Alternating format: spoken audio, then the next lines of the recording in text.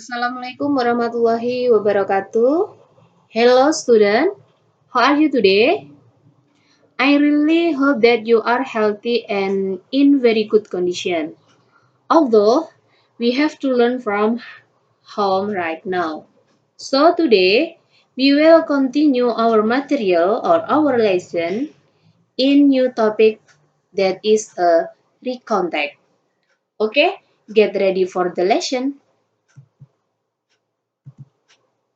Okay, in this material or in this lesson today, Miss Puji will explain to you about seven seven point about recontact. The first is definition of recontact, and the second is purpose of recontact, and the third is generic structure, and the fourth is language feature, and the five is type of recontact, and the six is example of recontact, and the seven and the last is segment. Jadi di pertemuan kali ini Ibu nanti akan menjelaskan mengenai recontact. Ada 7 poin yang akan Ibu jelaskan.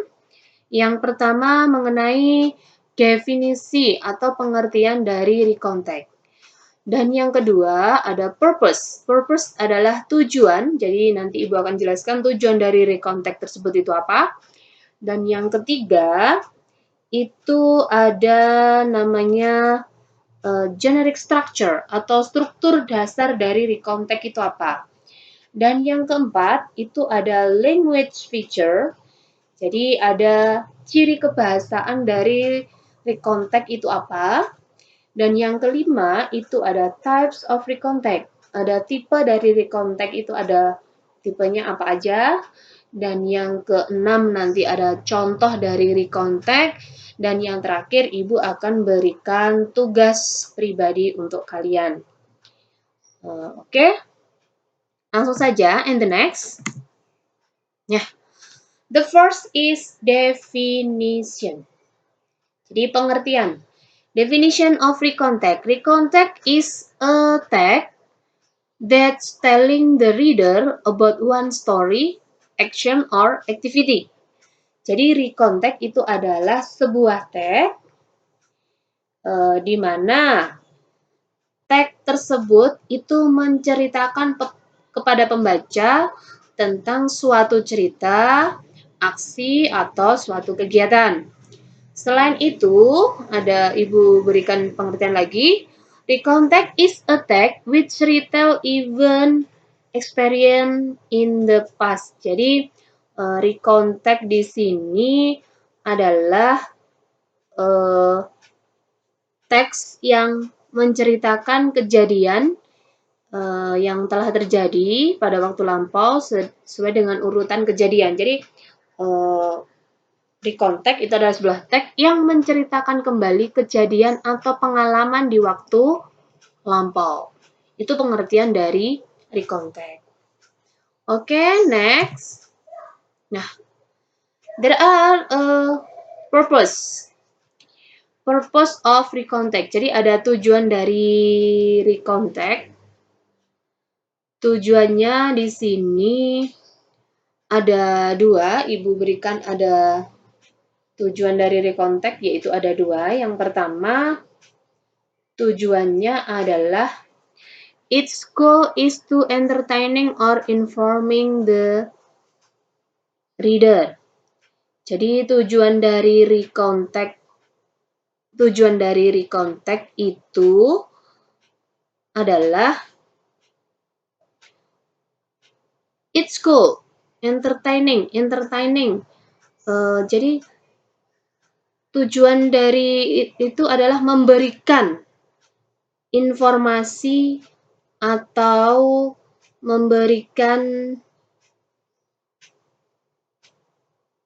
menghibur pembaca, bukan memberikan informasi atau menghibur pembaca tentang sesuatu yang telah terjadi pada waktu lampau.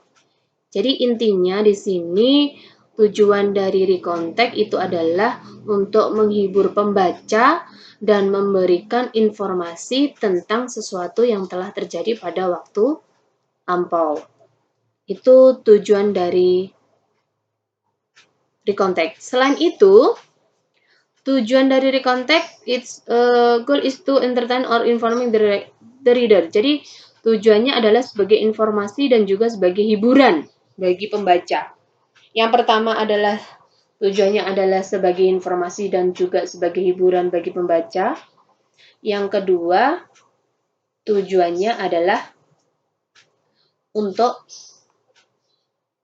memberikan hiburan atau menceritakan kembali kejadian di waktu lampau kepada pembaca. Oke, lanjutnya. Nah, generic structure. Jadi di sini ada generic structure-nya dari recontact. Sudah Ibu jelaskan tadi bahwa generic structure itu maksudnya adalah struktur dasar dari recontact. Yang pertama ada orientation. Nah, di sini ada 3 generic structure. Ada struktur dasarnya dari recontact. Yang pertama ada orientation. Orientation introducing the participant, place, and time. Jadi orientation di sini menjelaskan siapa, di mana, kapan pengalaman atau kejadian itu terjadi di masa lampau. Sedangkan yang kedua, event describing series of event that happened in the past. Event di sini adalah menyampaikan kejadian atau peristiwa yang terjadi. Jadi penulis itu diminta untuk menulis cerita dalam urutan kronologinya. Kemudian yang terakhir ada reorientation, itu ada reorientation itu adalah di tahapan terakhir. Jadi it is optional starting personal comment of the writer to the story. Jadi penulis bisa menuliskan rangkuman dari semua peristiwa atau kejadian yang diceritakan, dan juga penulis juga bisa menuliskan komentar atau kesan personal terhadap peristiwa atau kejadian yang telah terjadi. Jadi istilahnya dalam recontact itu ada 3 generic structure. Yang pertama ada orientation, yang kedua ada event, yang ketiga ada reorientation. Intinya orientation adalah awal cerita. Jadi bagian ini biasanya menjelaskan tentang latar cerita seperti tempat, waktu kejadian, dan kapan, siapa yang terlibat, dan lain sebagainya. Sedangkan yang kedua ada event. Event itu berisi inti cerita dari recontact. Dan yang terakhir ada reorientation, itu kesimpulan atau penutup dari cerita tersebut. Oke, next. Nah, di sini ada language feature. Sudah Ibu jelaskan tadi, language feature adalah ciri kebahasaan. Jadi ada 5 ciri kebahasaan dari recontact. Yang pertama, introducing personal participant. Jadi ciri kebahasaannya yang pertama menjelaskan peristiwa atau menceritakan peristiwa yang terjadi di masa lampau. Yang kedua adalah using chronological connection. Jadi menggunakan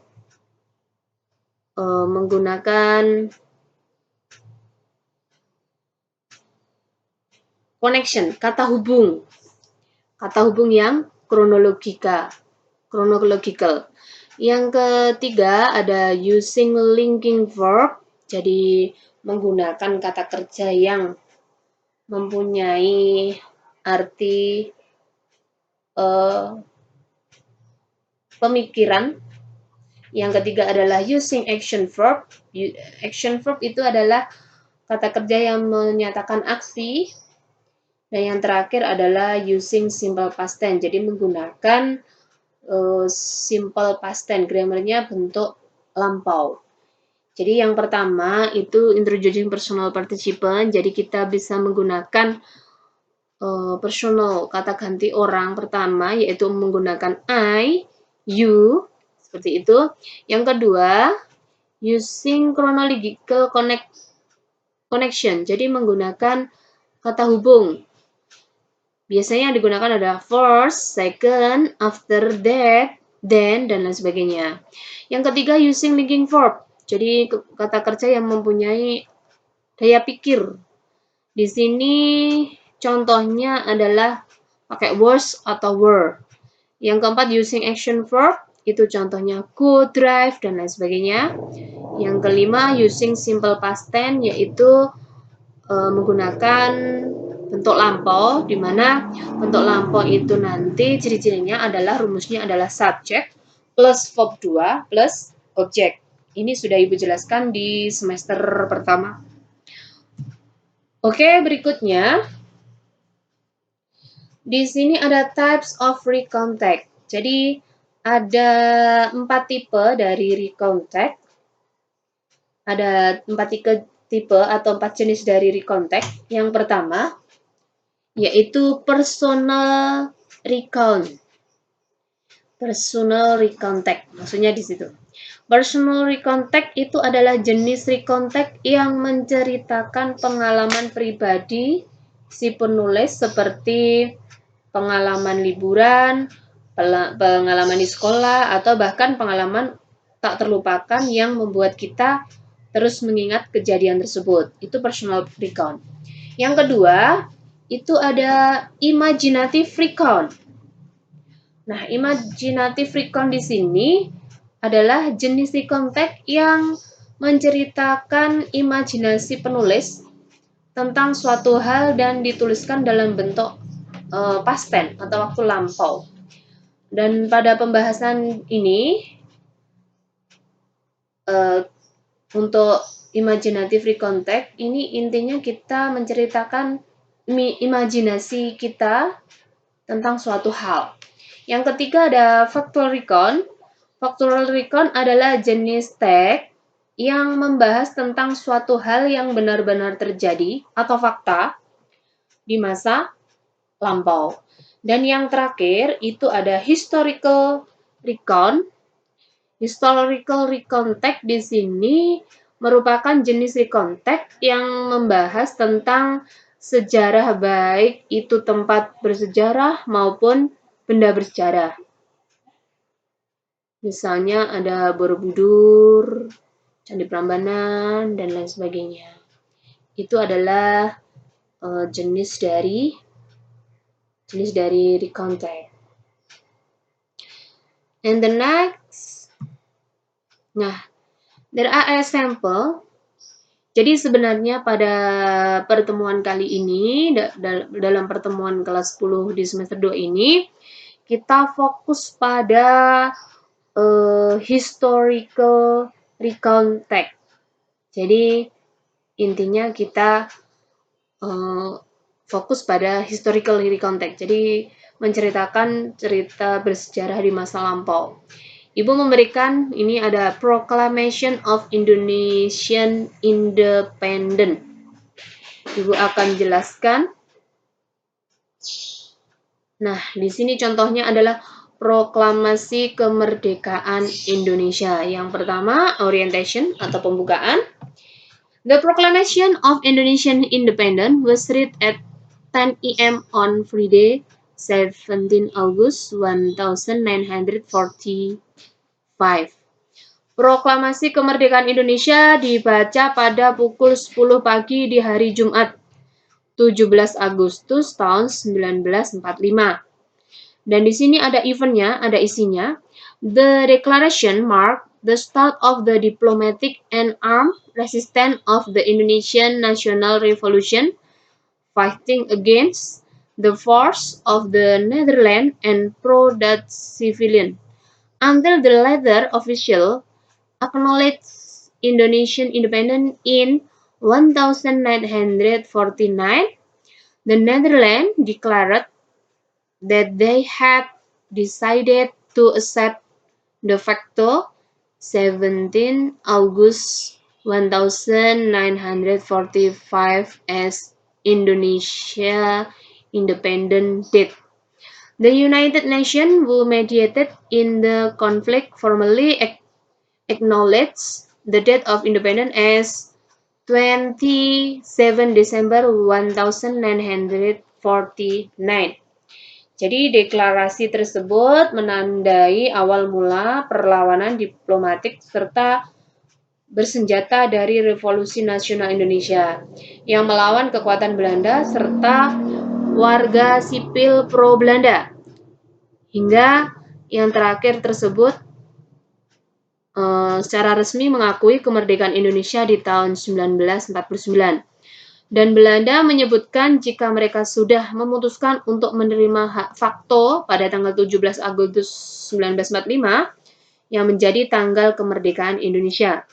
Dan Perserikatan Bangsa-Bangsa menjadi mediasi dalam konflik secara formal juga telah mengakui tanggal kemerdekaan pada tanggal 27 Desember 1949. Itu adalah isinya. And the last is reorientation. Ada kesimpulan. The document was signed by Soekarno and Muhammad Hatta, who were appointed president and vice president, respectively, the following day. Jadi dokumen tersebut telah ditandatangani oleh Soekarno dan juga Muhammad Hatta yang kemudian ditunjuk menjadi presiden serta wakil presiden di keesok harinya. Jadi ini adalah contoh dari historical recontact.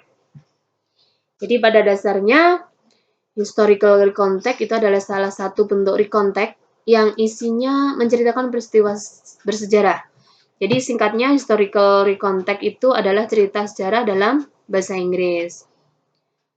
Seperti bentuk recontact pada umumnya, historical recon itu menggunakan simple past tense dalam penulisannya karena yang diceritakan merupakan peristiwa yang terjadi di masa lampau. Jadi hal-hal yang dituliskan dalam cerita sejarah biasanya berupa peristiwa penting, tempat bersejarah, benda bersejarah, dan lain-lain. Oke? I think enough my explanation. And here I have a segment for you.